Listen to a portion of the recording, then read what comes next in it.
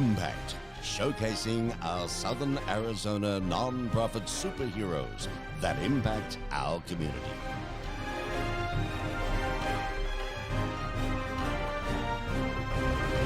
Hello, this is Barbara McClure back with another show of Southern Arizona nonprofits, the superheroes impacting our community. And we're here at the Tucson Business RadioX studio in the Stuart Title Building on Broadway. And I have three wonderful guests who are joining me today to talk about literacy and things they do in the community. So with me are Betty Stouffer, who is the Executive Director of Literacy Connects. Welcome, Betty. Hey, hi, Barbara. Thank you for coming. Glad to be here. And Ethan Meyerson with Make Way for Books. He's the Development Director there. Hello, Ethan. Hello, thank you. Sure, thanks for coming. And Adrian Ledford, who is the Director of Treasures for Teachers of Tucson. Thank you for having me. You're welcome. Thanks for joining me. We are brought to you today by SCIP, Social Service Indemnity Contractors Pool, and they are underwriting the program, so we're very appreciative of that, and you'll learn more about them later on in the show. But today, I think really we're all kind of reeling because just this Monday, a wonderful program here in Tucson was postponed, canceled really, because of the coronavirus. But I thought it was good to get everybody with literacy together. The Tucson Festival of Books was canceled for this year, and we'll have to wait around again for next year. It's too much of a production to start all over. It'll be back. It'll definitely be back. It's been here a long time, hasn't it, Betty? Yes. Does anyone know how many years? I think it's been here longer than I have. Year. Was that it? Mm-hmm. Yeah. So it's a very cool thing. But I thought we would launch in because we're talking about books, and books are so important in Tucson and so much a part of our culture, especially in March, with Ethan Meyerson, because with an organization named Make Way for Books, it seems like the perfect way to start out. So maybe you can tell me, Ethan, what Make Way for Books is about. Why do you do your work, and what is it that you're doing exactly? Absolutely. Thanks for asking. So a big focus of the work of Make Way for Books is literacy among the age 0 to 5 set. So the youngest of our citizens, the youngest of our neighbors. And it may sound strange to talk about literacy among newborns, but really there's a lot of pre-literacy work that happens among that age group. So we try to do programming to reach children who might otherwise not have access to high-quality childcare options. We find that among demographics where there are schools that have, for instance, a high percentage of students on free or reduced lunches, we find that only 20% of 0 to 5 children age 0 to 5 actually have access to high quality childcare. That leaves 80% of children who aren't in an environment where they're necessarily being read to, where they're encountering books, where they're encountering the magic of reading. And so we try to work with that population to make sure that they're surrounded by books, that all the adults in their lives know how important reading is.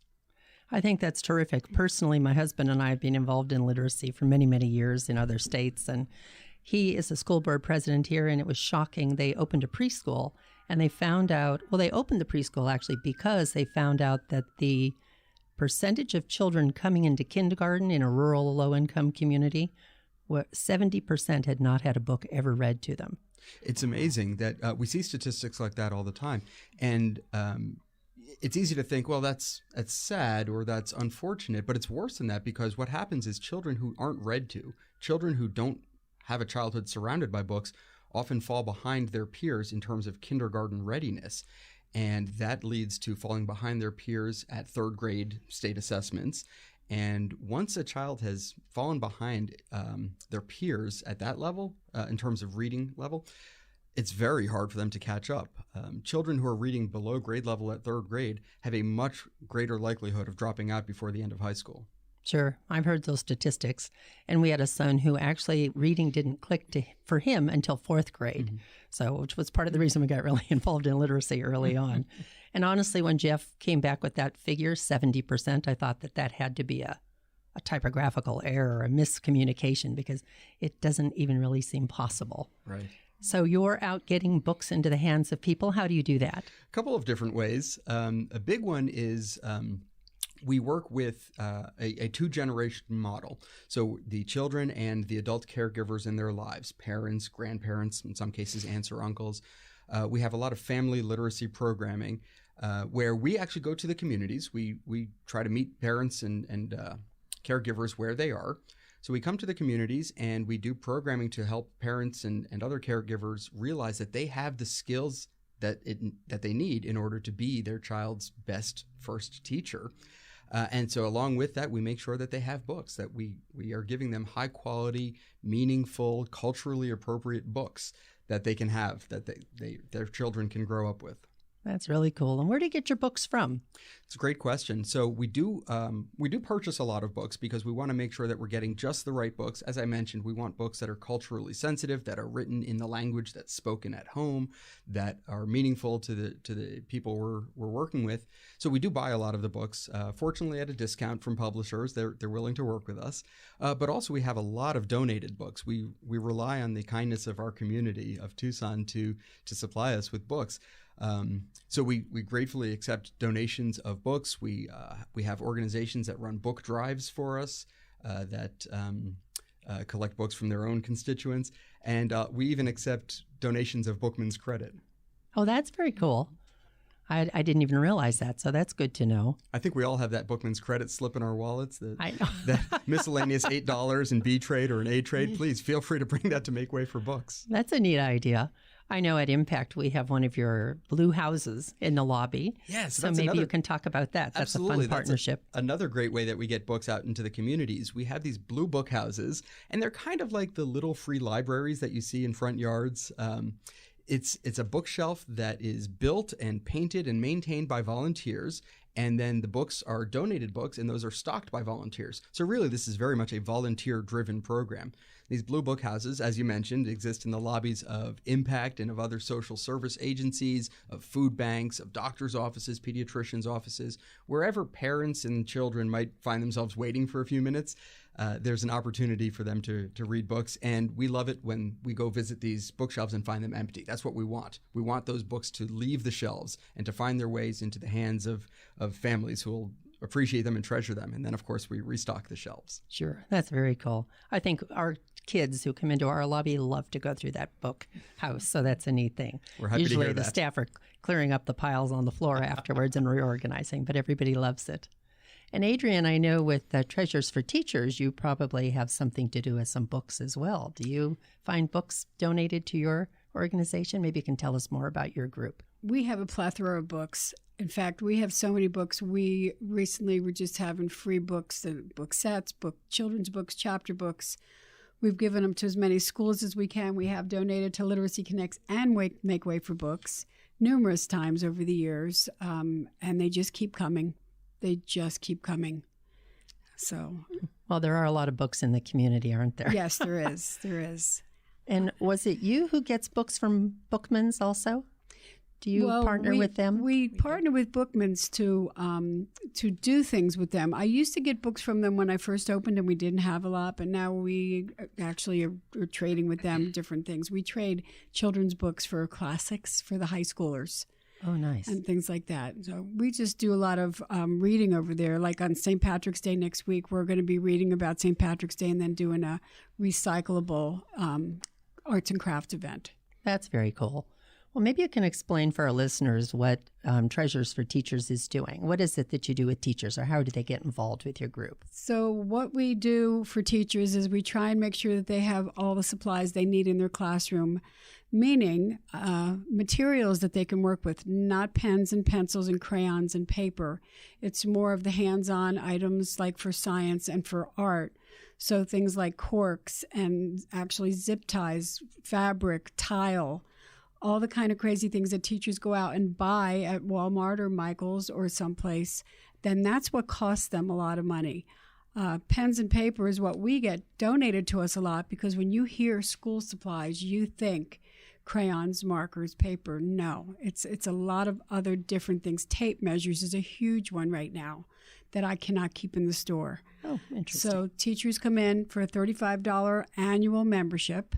They become a member, and any teacher can join. So it's not just public schools. It's charter schools, private schools, Bible study schools. The Children's Museum comes to us and shops, the zoo, and numerous other programs that do things with even older adults, the Jewish Community Center, Arts for All, and Beacon Foundation. Sure. So they shop up and down the aisles for everything they need for their projects. That's pretty exciting. I'm sure they appreciate it because the teachers, of course, have they put in so much time and energy, and they put in so much of their own money. So I'm sure it's a welcome nonprofit. Average teacher community. spends $1,000 to $1,500 a year of their own money on supplies, not just books, and that doesn't even count books. That's just supplies. Sure, and not even the pencils and papers and things. No. IMPACT recently partnered with Adrian because they had a lot of backpacks that were donated, and we give out 250 to 300 backpacks every summer to low-income families stuffed with all those pencils and crayons and papers. So I think we'll have a lot of children served this year, which is great. Thank you for your partnership. We're very blessed right now. People are starting to find out about us after 5 years. We're very, very blessed with in-kind donations. So what we've been trying to do for the past 3 years is find whoever's doing these school supply drives. Last year it was ICS, and we give them almost everything that they need. So you're our charity of the year. Well, it works out great. Thank you. It will work out. We have a lot of children we help, so we appreciate that. And I think all those families struggle with all of those kinds of things, whether it's getting books for their children or knowing even where to go to get books if you're low income, and all those things that will certainly make a difference in the lives of all the children in Tucson. So thank you for doing that. And your location is on the west side. We're kind of hard to find, and that's the first thing people say when they find us, but we're a destination. We're not someone to just drive by, because you must be a teacher of some sort to come. So we're up near Ina and the freeway. We're tucked back in there off Ina Road, way in the back by an industrial park. Sure. So that's good to know that people, when they want to drop things off, do they go to that same location then? And the hours that we're open, because if they drop things by when we're not there, they can blow away in the wind or something. So we ask that people do not just drop things off. We're open 4 days a week because we lack volunteers. If we had more volunteers, we'd be open more. So that's a big one. That's good to know. I would think with teachers' schedules, must have evening hours. I mean, you must have to be flexible to be open when teachers are available. Right. So during the school year, so that's from August until May, we're open 2 to 6 in the evenings, and then 9 to 3 on Saturdays. Then that flip-flops June 1st. From June, July, and August, half of August, we're open 9 to 3 every day, except Sunday. So, and that because that's our busy season. The teachers shop more in the summer for the following school year. Yeah, that makes sense. All is that getting organized? Well, I think that's part of the fun of this show. The point is really to connect nonprofits with each other, but also with the community, so that our listeners know when they have a passion for something that matches with an organization, or they might live right around the corner from you and not even realize you're down there tucked in that little industrial area. So, and people who are looking for volunteer shifts. I know all volunteer organizations, or nonprofit, need volunteers. So there's so many options, but those are some nice hours for people who work and then want to come in on a weekend or an evening. That's good to know. Thank you. How about you, Betty? Literacy Connects. I know you're doing lots of literacy that's not necessarily school-oriented, so maybe you can tell us some of all of your programs. Well, we do literacy from birth to, I think our oldest student right now is 84. Oh, gosh. So any age, we have a program for any age. Similar to Make Way for Books, our early childhood program is Reach Out and Read, which is pediatricians who prescribe books at well baby checkups and give the book to the family, along with some conversation with the parents as to why it's so important that they read to their children. It's not just to get them used to books. It's because their brains are forming. And the most brain growth happens between birth and 3 years old. So a baby who's in a language-rich environment, they're going to have more brain synapses formed than a baby who's not. So it's not just falling behind in school. It's really a whole lifetime challenge. So it's so very important at that young age. And then we have an elementary school program called Reading Seed.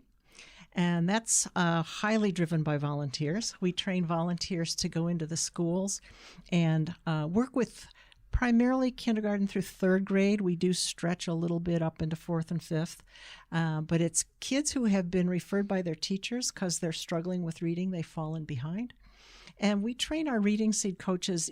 They're not going to teach reading. That's the teacher's job. Their job is to help the kids fall in love with books. So make it fun. Get to know the child, find out what they're interested in, and then we have a whole library full of books, both free and books to loan, that they can come back, and we have a staff that'll help them find that just right book for the child that they're working with. And then it's just the joy that the volunteers have of seeing when the kids really start to go from being afraid of books to loving books. Sure. That's the payoff that the volunteers get, and they love it. I bet that's that magic moment, I bet, where It everybody... is. Oh, it very much is the magic moment. And it's what keeps the volunteers coming back and wanting, to work with kids year after year. So it's a wonderful program. We're in about 36 elementary schools this year. Work with about 1,300 kids this year. We had 300 we weren't able to match because we didn't have enough volunteers. Well, there you So go. always looking for more Reading Seed volunteers. It does mean you have to have some free time available during the school day because it all happens in schools. But we know it works. The test scores show it. Kids who work with a Reading Seed coach, their reading scores are progressing 30% faster Wonderful. than kids who don't have a coach. In kindergarten, it's 70% faster. So we have a special program we do with kindergartners, which we sort of think of as the safety net. As we were hearing, there's a real lack of quality preschool in Pima County. So we think of our kinder program as a bit of a safety net for the kids who didn't have that quality preschool. It's an opportunity for them to catch up. So that's our Reading Seed program. Can I ask you a quick question about that? So you said you're in 36 schools. So I'm thinking about volunteers. Like Jeff and I used to volunteer in the school when our kids were in the school.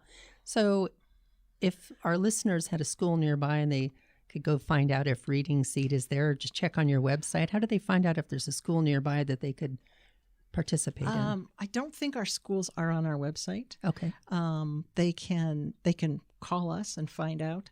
But we are only in Title I schools. Okay. So, if you're living more in a suburban area, chances are we're not there. Okay. We're in the schools of highest need.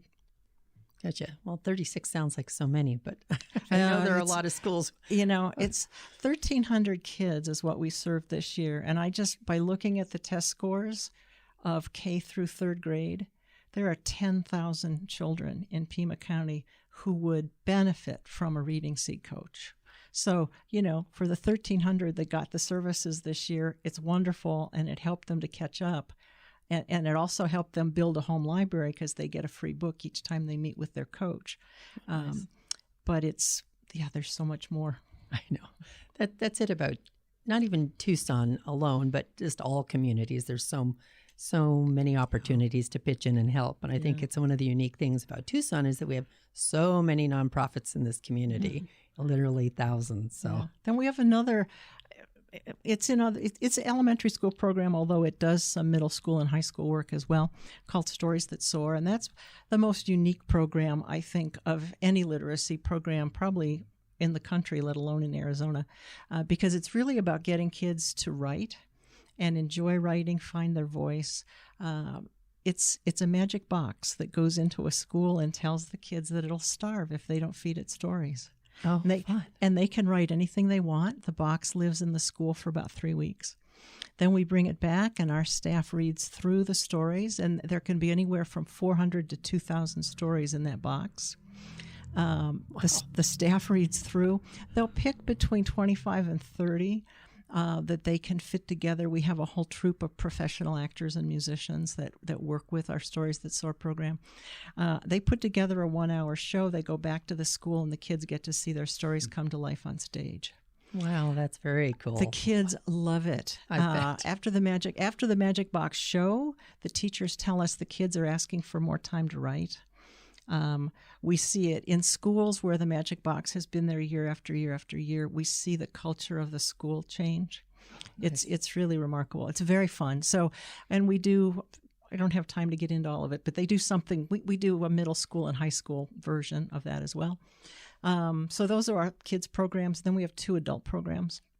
We have English language acquisition for adults, which is the immigrants and refugees here in our community that are wanting to improve their spoken English skills. And then we also have, and we're in 21 sites all over the Tucson area, libraries, neighborhood centers, the like. And then we also have adult basic literacy, which is for adults who speak English well enough, but they really struggle with their reading, writing, and math, or possibly math. We do all three, depending on what the student needs. And our specialty with adult basic literacy are adults who come to us reading under the 6th grade level. Some of them, tragically, are high school graduates. Many are not. So we have a GED and a pre-GED program, and now we offer it in both Spanish and English. Oh, that's nice. So, we work with the adults, the parents, the grandparents, as well as the little kids.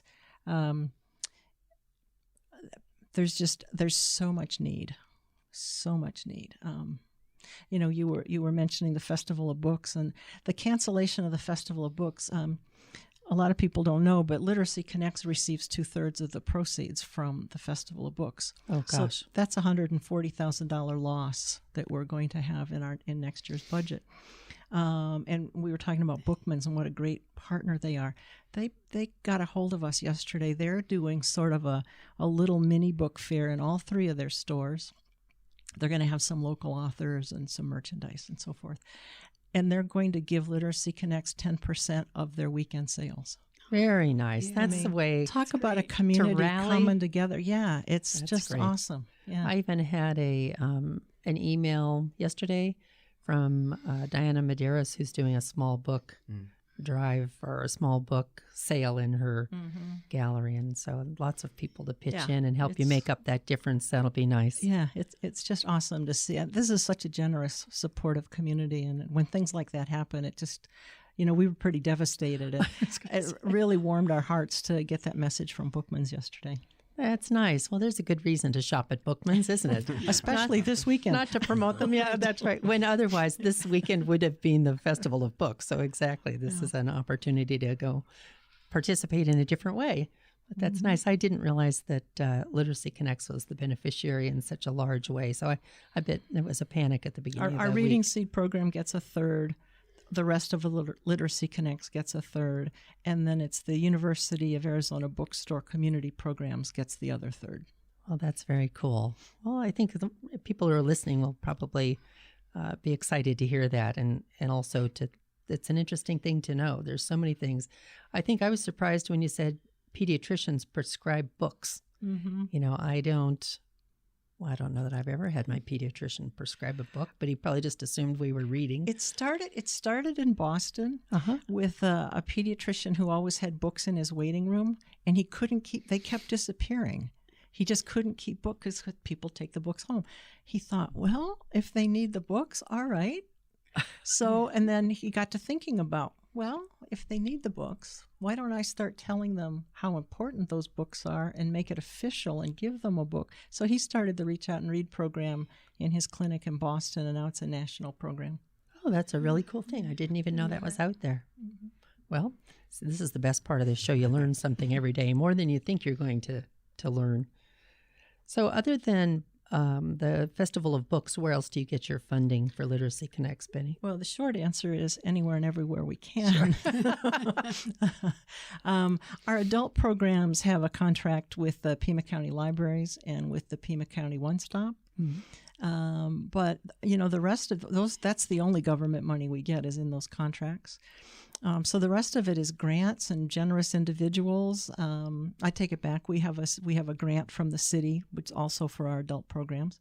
And we have a new grant this year from Pima County for our newest program, which is an after-school program for middle school youth.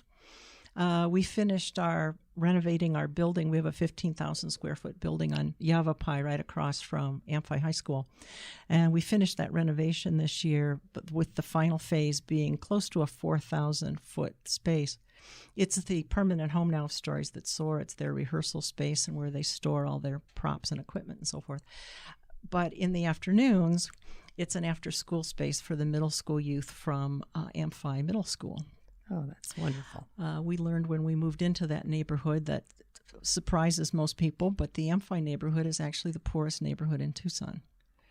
So a lot of kids with nowhere to go after school and lots of trouble to be gotten into. Sure. So we provide not only a safe space, but they're learning from our Stories That Soar staff how to, they write the stories, but then every 8 weeks they produce a show. And it's either live theater, they can do videos, or they can do animation. We have a tech room where they can do all that work.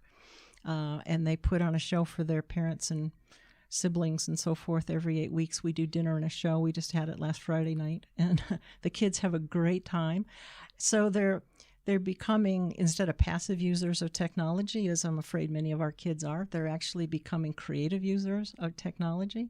Sure. And they're learning collaboration and communication skills and all of those other wonderful soft skills that employers want. That is really cool.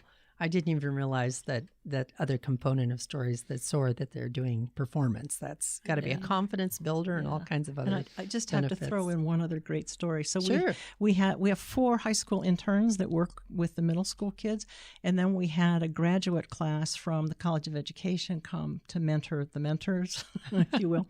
And one of those graduate students is from Saudi Arabia. He comes with a theater background, fell in love with what we're doing in the after-school program.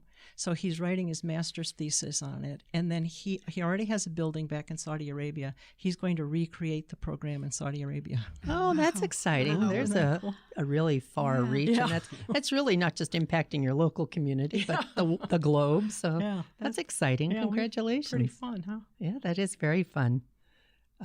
Ethan, I was going to ask you about, you were talking about how your program affects these young children and then the parents as well. And I know that you have a broad impact on the community. Maybe you're not over in Saudi Arabia yet, but you Not know, yet. that might be coming. So I know you serve so many children. Do you have some statistics around? Yeah, we serve 30,000 children, parents, and educators every year, which itself is a fantastic number. I'm really excited about just how broad that goes. The communities that we serve, as Betty mentioned, also are some of the less affluent communities in Pima County and in Tucson, and so the impact of reaching 30,000 community members spreads into the most needed places. But beyond that, part of our programming is with educators, the early childhood educators, people who are running child care centers and in some cases running home-based child care centers. And the beauty of working with a community like that is that, sure, they're going to be able to impact the 5 or 10 or 25 children in their care every day, but the skills that they're learning transfer on to the next year and the next year and the next year. So it grows year after year, the number of people who are impacted directly and then indirectly. Sure, that's pretty cool. I think it is amazing how many kids there are, like you're saying, in Tucson who really need that extra boost. So that's neat to reach out and get so many. I think, and so you have your chief program areas is, you were talking about the Blue Book earlier because I brought that up, but what about your other projects? Well, so one of the other projects that I love is this app that we have, a Make Way for Books app. It's available on the App Store, so you can download it anytime. And it's a really fantastic piece of technology. Betty, you were also talking about integrating technology into the work. And this app is a way to connect parents to different ways of thinking about books. So a lot of times parents will treat reading time as just before bedtime, we're going to curl up together and read. And that ritual is great. That it forms a bond with books. It equates books with cuddling and with love. And there's a lot of great things about that. But parents often will look at that as, we're going to read a book and then it's time to brush and get in bed. That's how I did it as a parent. That's how a lot of parents do it. The app enables parents to think of other ways to use books. So they can, as they're reading one of the books that's contained within the app, they can find other activities that they might want to do alongside reading the book, or other things to talk about. They could take a break from reading and engage the child on, if we were saying good night moon in your room, what other things would we say good night to, for instance? So the app is a really exciting way for parents to engage with books in a different way. The books that are within the app are not actually there to be read, most of them. They're actually books that they can connect with at the libraries. So we integrate with the Pima County Public Library card catalog system. So parents can look through the app, find a book, find their local library. The app will tell them which is the closest branch to them, and they can just go there and check out the book so that they have the book and they have the resource within the app. There are also digital copies of some books in the app as well. We've worked with local authors, local illustrators to create custom content just for Make Way for Books. And so some of those apps exist only some of those books rather exist only within our app, which is a really exciting way for parents to engage with new content with their children as well. That sounds like a great resource for our families because, of course, we are way out in Catalina. Yes. And so we're serving the rural community, and a lot of those families where we find a lot of lower income struggling families have cell phones because they can't afford internet at home, and they use their cell phone as their Google search and their access for homework for kids for information. So I didn't realize you had that app and that app was so robust. So that would be great to share with our community. It really is. And I'd be happy to give you some literature about it after the show, and you can share that with your community as well. Right now, we connect with the Pima County Public Library System, and we're also expanding into other libraries as well. So in Avondale, up in Maricopa County, we work with the local library system as well. That's wonderful. Well, we're going to take a quick break here for a moment and hear a word from our sponsor, Skip, and so we'll be right back with you. Impact with Barbara McClure, featuring Southern Arizona nonprofits within our community. Welcome back to Southern Arizona Nonprofits, the superheroes impacting our community. We're sitting around the table with 3 superheroes who are leading hundreds of superhero volunteers. Betty Stauffer with Literacy Connects, and Adrian Ledford with Treasures for Teachers of Tucson. I always get caught up in all those T's, knowing they're Treasures for Teachers in other communities, and Ethan Meyerson with Make Way for Books. So, Adrian, maybe you can tell us a little more about your nonprofit. I know, what kinds of fundraising events do you do? Because as a podcast, people are listening to this recording all different times of the year, and I know you have things going on every season, things that people can join in on. So our fundraising is a little different because we have done numerous small fundraisers, and because I lack volunteers and people to help so much. That's kind of our biggest need right now, I would say, and board members, of course. We haven't been doing a lot of the small ones because they just aren't worth it. They're not worth making $40 and $50 to spend a whole evening out somewhere. So we decided last year to start doing a golf tournament, and we're praying and hoping that that's successful. So if anybody out there wants to golf, please contact us. So we're doing that in November. So that will be our one and only big thing for the year. We have a small Oktoberfest. If you know where we are located, we're right in between 2 breweries.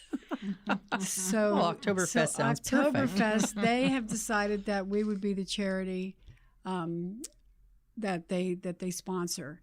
And so that's going to help us a little bit in October. But other than that, we depend on donations or just teacher shopping. So rather than focusing on fundraising, my focus this year is getting more into the schools, because even though we've been open 5 years in May, we still get a teacher or 2 that'll come in and say, I just found out about you.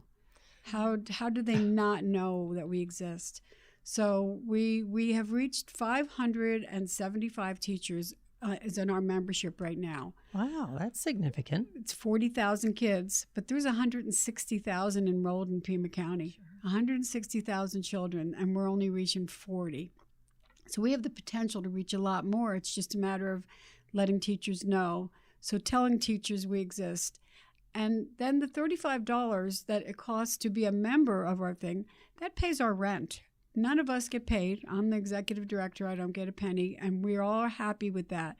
We need to keep this place open. It's such a good concept, because not just does it help teachers and children, it also helps our earth by saving the landfill. Everything is donated. Absolutely every pencil in the place is donated. We never buy any supplies. It's just donations. And therefore, it saves businesses the cost of getting a big red roll-off. Sure. And scrapping all their stuff. They bring it to us. If we have something that we can't use, sometimes we have lots and lots of wires from electronics. We give them to another place in town that does electronic recycling. So it's a wash each other's hands. The books with these 2 charities here, the books just go and go. Sure. But then if we ever get clothes, we give it to foster places. So we share. It's just a matter of each of us helping each other.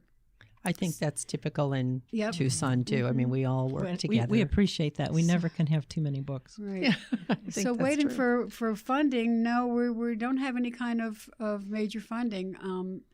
So to keep this place going, that is one of our goals this year, besides getting into schools, because that $35 is going to keep us open. You know, I think for me, I always thought that it was more like you're saying, the pencils and the school supplies that teachers need, or Kleenex and, Clorox wipes and those kinds of things that our local teachers are always asking for. But I hadn't really thought of those other things like arts and crafts kinds of things, or science, things you could use in a science experiment. So can you give our listeners some other ideas? Because like when you said wiring, I wouldn't think, if I went through my garage, which really needs to be done soon here, I probably have all kinds of things that you would take that I would think, oh, no, they wouldn't take that. So on our website, which is tforteachers.org, there is a list under how you can help of all the things we take. Silly things like toilet paper rolls, coffee cans, spools of thread, the empty spools. You can make great wheels for cars out of those spools. I have a confession to make. I don't know why. Maybe because I had a mother who was in the Depression era, but I have saved toilet paper rolls. It's just this one weird thing. And I used to have a dog who loved to tear them up, so I was in a habit of stashing them away, just that cardboard tube.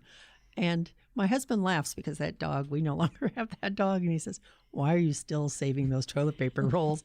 I said, I don't know. I think someday I'm going to have this creative idea, and I'm just going to have this wonderful thought. But now, Jeff you know will what be you can so do. happy. I know that's so true, Ethan. Preschools and kindergartens, we can't Sure. keep enough. I mean, we get plenty, but we Sure. bag 5 or 6 bags a day, and they're gone by the end of the day. Oh, my And in gosh. each bag, there's 100 toilet paper rolls. So preschools do arts and crafts with them. They make little people out of them. They make binoculars out of them. They make, they block up the ends, and you can make kaleidoscopes. There's so much you can do with scrap material. Sure. CDs, you can make jewelry out of it. Do you often give the teachers ideas? I mean, I would think Yes. if I were a teacher, this might be just a good place to go to come up with some creative ideas. So recently, the U of A came over because who we're trying to target is student teachers that are graduating this year, because they'll go out. One, they have their student loans to pay off, but then they'll go out and try and stock their classroom, and just buying one poster is like $8 to $10. One poster for their classroom. So in our store, we give most of it away for free. We have a $5 bag section, and then we do sell some things. So we have these really amazing posters, and we sell them 10 for $1. Oh, wonderful. Where they would cost $8 to $10. So there's just so much. It's an unbelievable store. The first time you come in, you're very overwhelmed, extremely. It sounds like a good field trip. Yeah. Yeah. So, but you were saying earlier only teachers can come in, but people can drop in and take a look around and get a sense of what Yes. they could donate. We get a lot of parents that stop by and say they want to get things for their kids. So if you think about a teacher and what everybody always hears in the news, the Red for Ed movement and all, about how they don't get paid, we are the lowest paid state in the country for teachers getting paid. So when they do get that little 3% or 5% raise, which is rare, that's a couple $100. They spend $1,500 a year. So if that could go to their salary, and if there could be more treasures for teachers, we do have one in Tempe. And if every state had that, the supplies wouldn't go in the landfill, and the teachers would have what they need. Because coffee cans, toilet paper rolls, and all that kind of stuff, where can you buy that? Well, and even here we are at Impact, right? And we have 170 volunteer shifts a week. So just like everybody, we are run on volunteers. We go through a lot of coffee, and we have coffee tins and coffee buckets, and sometimes we stick them away in the marketing closet. I bet you can appreciate this, Ethan. Of course. We're going to use them. We're going to cut a hole in the top and use it for a ticket collector or a child guessing game or something at a tabling event. And businesses must go through 1 million coffee cans and not know that there's a place around the corner that would take those kinds of things. And it's really funny. We can't keep that the recyclables go. So we're not a recycling place. We're a repurposing place. Right. People do drop off a lot of newspaper and things like that, thinking that we're recycling for them. No, we're repurposing. So if you don't think a teacher can use it, no, we don't take it. But yeah. Although I wouldn't have yeah. thought, that a teacher would use 1 million toilet paper rolls. So I have to rethink They everything. do. Coffee cans, you can make stilts. We call them stompers. Oh, sure. So that the kids can walk around. They hold them on a string. There's so much we can do. And yeah, we have a board in the store that shows people how to make things from cars to jewelry to arts and crafts with all those things. Well, we'll have to find a way to get that word out in the community in a broader way because I'm just, my head's filling full of ideas. And I have to ask, what is the most surprising thing that you've found on your shelves? Wire from bread. You know the wire ties that tie the bread? Oh, sure. That empties out regularly. That's kind of the odd things. Beer pop tops. We used to give them to Ronald McDonald House. Now I need them for teachers. Teachers make clothing. They teach the kids to make belts and vests and things like that out of them. Wow. I know. Isn't that something? We have a school out in Marana that takes scrap pieces of fabric that come from those fabric books and makes the most amazing purses, bags, tote bags. Sure. The kids make them? Mm-hmm. Yeah, that's neat. They teach sewing and knitting a lot in schools now. Oh, wow. We have yarn, and yarn goes. You have to come take a tour. So anybody that's listening that says, well, I really don't want to spend $35 to buy things, you need to come in and see because it's not like a store. It's a huge thrift store. And once you walk in, you get the idea of, wow, I can really do all this stuff with this stuff. You can't imagine it until you walk in. And it sounds like you would need a gigantic warehouse. Yeah, we outgrew our warehouse in 6 months, and we've been there 5 years. My gosh. So you still need more warehouse space. We could use warehouse space, but sure. Once again, rent is the problem. Right. Well, you never know. There might just be a building. I remember when Betty was starting, she was in a totally different building, and suddenly this community building came up. And we went from 2,500 square feet to 15,000 square feet. And it was just, you weren't even really looking for it. Yes, I was. You were, but wasn't it one of those things that just kind of I had no came money, up? but I was. Right. Right. Does that sound familiar to everyone also? We went from a church to this building. With little money, but a lot of vision and a lot of opportunity out there. And we're growing. 5 years is where we took off in-kind donations. So the toilet paper rolls are coming in. Like I say, 5 years, maybe by 8 years we'll get the money. Sure. I'm very patient. There you go. Well, it does take a long time to grow a nonprofit. And I think especially here in Tucson where there are so many. And I know there's a lot of opportunity for the tax credit donations. So are all three of you tax credit qualified? Yes. No. You are? We are. Yes. Make way for books? And see, when I checked into it, we couldn't because they said you have to deal with children directly. Oh, that's interesting. I didn't know that. And we deal with the teachers. Gotcha. Oh, I didn't know that. Okay. Well, that's good for our listeners to know also. So if you're making a charitable tax contribution, maybe that's something to know. Sure. Well, and of course, we're coming up on April 15th. It's right around the corner. So would either of you, Ethan and Betty, I'm sure you'd like to address your opportunity for that because you can still take your $19. Yes, get those tax credits in. That's it. $800 if you file jointly and $400 if you file singly. Sure. Absolutely. And it's important to note that, and of course, I'll preface this with consult your own tax advisor. This is not tax advice, but it's important to note that it doesn't have to be $400 to a single organization or $800 to a single organization. It's you as a taxpayer, not the donation. So you could split up if you're filing singly. You could split up that $400 donation among your favorite nonprofits. That's what my husband and I do. Sure. Yeah, and let me add, you can also do the tax credit to your favorite school as well as this tax credit to nonprofits. They're totally separate. That is a good question or a good comment, Betty, because I think that has confused a lot of people. Yeah. And so we address that at our house that, you can do the $800 and then do the $400 at the school and then I think the foster care also. So there's a lot of opportunity. QFCO as well. It's a separate category. A lot of opportunity to support nonprofits in Tucson and make the difference, help kids read, help grow their brain cells, help the teachers. That's really what it's all about because that $400 or $800 is essentially you directing your tax dollars to where you want them to go. Right. I think most donors in Tucson see that there's a change that they want to make in society. There's some thing, some vision that they have for Tucson that's a little bit better than the Tucson that they see today. And so if you can direct your tax dollars to help make that change possible, and you can, why wouldn't you? Yeah. Sure. And if you haven't done it, if you didn't make a contribution in 2019, you have until April 15th. So you can make a donation today and apply it to your 2019 tax bill. And I think people that happened a few years ago, but some people still don't realize that. They thought, oh, December 31st came and went and I lost my opportunity. And it's a dollar for dollar credit. It's not a deduction, it's a credit. True. So you get, if you give an organization $800, you will get $800 taken right off your state tax bill. Such a good deal for such a good cause, for 3 good causes right here around the table.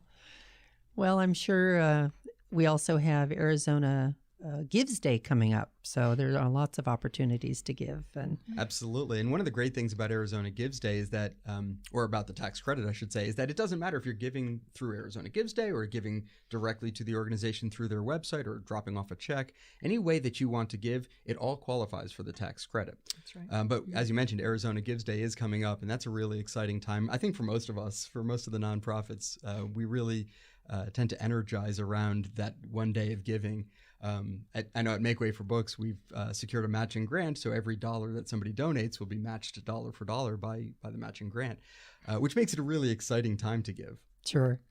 And then Betty, I know we were talking about where you were getting some funding, and I have to give you kudos because Literacy Connects was the recipient of 100 plus women recently. So that's very exciting if you want to talk about that. That's a great organization. So the notion is to get women together who want to improve their community. So they only meet 4 times a year. But to be a member, you give $100 per quarter. So it costs you $400 a year to be a member. And then every member can nominate a charity that gets vetted and so forth. And once they're vetted, they go on the list. And then when they have their meeting, all the members put their little slips in the hat of which charity they want to see get the money. They pull 3, and then those 3 get to make a 5-minute presentation, and then the members vote. Mm-hmm. And so whoever wins the vote gets the money for that quarter. So, they're giving away we got a little over $25,000 in the quarter that we won it. And I just saw the organization. I don't remember. I'm sorry. It's Courtney's Courage. Yes. Yeah. They got 27,000 and something. And now there's 100 plus men's group that's getting started. So the men are getting in on the act. And and we're very fortunate that we just also received one of the small angel grants. So we're grateful for that too. Congratulations. That's, I think in Tucson, like you say, it's a very generous community, and not just in individuals, but in a lot of foundations that are here too, and organizations that work to help fund all of us. So that's pretty cool. And I know earlier when Betty was talking about the ESL programming, that's one of the things at IMPACT. We also have an ESL program, but again, it's way out in Catalina. So it's mostly people who are local to our community, but we actually have our ESL teachers trained through Literacy Connects. So they go down to do their training. So lots of nice. We train the Read Strong folks from the library as well. We do a lot of training. Sure. I know. Training's important, isn't it, in all these things. And we have ESL books for you. There you go. Lots. Well, we can certainly utilize those. That's an important part in our community, and especially with a lot of refugees coming in, like you were saying, to find fits. I started in Southern California, so when I worked in Southern California, we had to translate into 4 different languages. But up in Catalina, we really have 2 primary languages, but we do have some Vietnamese speakers who've taken our ESL classes. So that's always kind of a challenge, and people are surprised. But there really are a lot of different cultures here in Tucson. I think they're kind of hidden.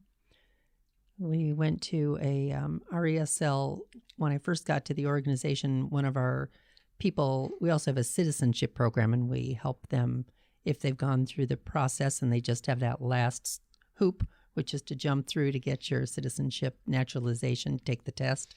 We will pay for it if you take a one-on-one tutoring course with our volunteers.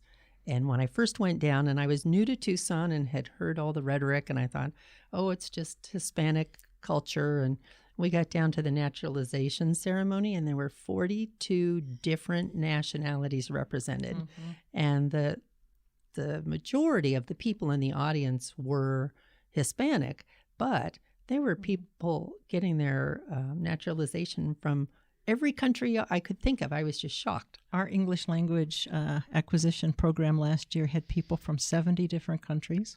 That's so cool. Who spoke 46 different languages. Oh, my goodness. Well, that's got to be a challenge. Who knew there were that many languages? I know. That's I think, what was so surprising. And I think it's just a challenge. But again, literacy is so important. And we are also partnering with, it's not just literacy about reading, but I know Betty and I have talked about financial literacy. Mm-hmm. And we have a big event that is scheduled for next week, and we're waiting to make our final decision tomorrow about whether we go with it or not with the coronavirus situation. But Kimberly Yee was talking about financial literacy. She's our state treasurer, and of course that's huge if you need that financial literacy and understanding to also help keep you from falling into a poverty piece, but getting out. So it's not just all about reading. So I think it's going to be a better community with all the help that everybody's putting in literacy and helping kids get books and all these teachers get things. I think on the website for the podcast, all of the information to contact these organizations is listed, phone numbers, Facebooks, websites. So if you are hearing anything that you want to follow up on, it's very easy to get that off the site. But how about I want to zip around the table and make sure you don't have anything else you want to add before we wrap up an hour? How about you, Betty? Do you have anything burning that you want to make sure you cover? I think I just want to say thank you, Tucson, for being the generous community that you are, for volunteering, for giving of your dollars, your talents. The nonprofit community relies on our community, and they come through. There's always more to do, but the generous volunteers and donors that I work with every day that's the best part of my job, really. I would agree that those are the people that really make your day wonderful. Do you have any special needs that people can answer to you for right now? Well, right now we're trying to figure out how to make up all the money lost from the Festival of Books being canceled, and then reading seat coaches. We really need, the trainings wouldn't start. You can come in now and get registered and get the pre-work done, but it would be for next school year. So we really need more reading seat coaches. Do they come down to the Literacy Connects office for training? Yeah, okay. If you go to our website, there's an info session that you come to first. They're all listed on the website. You can sign up right there on the website. And just come and learn more. There's no obligation if you come, but you can come learn more, ask your questions, and then if you decide it's the right volunteer opportunity for you, then you can go on into training. I think it sounds like my retirement calling, honestly. It's a lot of fun. I'm sure it would be. I would love something like that. It's too bad you're not up in the Northwest there, but we'll get to it. I think another thing that the three of us are doing would probably impact is that Jim Click raffle. Oh, sure. Jim Click raffle brings in money that the charity itself keeps all the money that they're doing. So that's true. That's another great way to participate in supporting nonprofits and also get a chance at winning a new car. That's or taking a trip. Taking a trip is, I think, a second place and some cash. But yeah, that's a good point. And I think if people are interested in buying a raffle ticket to the Jim Click, they can probably check your Tucson Treasures for Teachers website and other websites. Yeah, so that's great. And do you have anything else you want to add about Treasures for Tucson Teachers or Treasures for Teachers for Tucson? The reason that we're of Tucson is a lot of people, when they look Treasures for Teachers up, they find the one in Tempe. Right. And that's confusing. We kept that name because we work together. We take Phoenix teachers and they take our Tucson teachers. Oh, nice. So we share a membership. But no, I prompt people maybe to come and see us and see if you want to donate and volunteer. Those are our two big things, the donations and volunteers. And that'll keep taking care of the teachers because we do that. Sure. And they're so important, such an important part of our community. Ethan, anything to add for Make Way for Books? Well, I would definitely like to second what Betty said about thanking the Tucson community for just its incredible generosity. I've worked in nonprofits in Tucson for about 5 or 6 years, and I've been so impressed with just how much this community supports itself, supports each other, supports all of the work that we do. None of what we do is possible without the generosity of our neighbors and friends, and so we really do appreciate that. With Arizona Gives Day coming up, of course, that's a great way to demonstrate some of that generosity. But even without financial contributions, people are always welcome to come visit us at our office at Make Way for Books. We're on Stone, just north of the downtown area. And the building itself, if you haven't been, I definitely encourage everybody to come visit because it is like walking into a storybook. We have these beautiful illustrations on the wall that come right out of children's books. So if nothing else, come by and say hello. There you go. Sounds like a lot of good field trips out there, honestly, for me. And I think it's clear that everybody around the table is so passionate about what they do. And I think that's the other side. You know, we do have this wonderful, generous community who supports us in so many ways. But I really tip my hat to all the people who are involved in all these nonprofits who you can tell the passion just comes through in talking to all of you. And I know that that's why this show is important to me, because we want to highlight those people. You are truly the people that change people's lives every single day. And so we appreciate having all of you at the table. Thank you so much. Thank you. Thanks for having us. You're very welcome. Impact, showcasing our Southern Arizona nonprofit superheroes that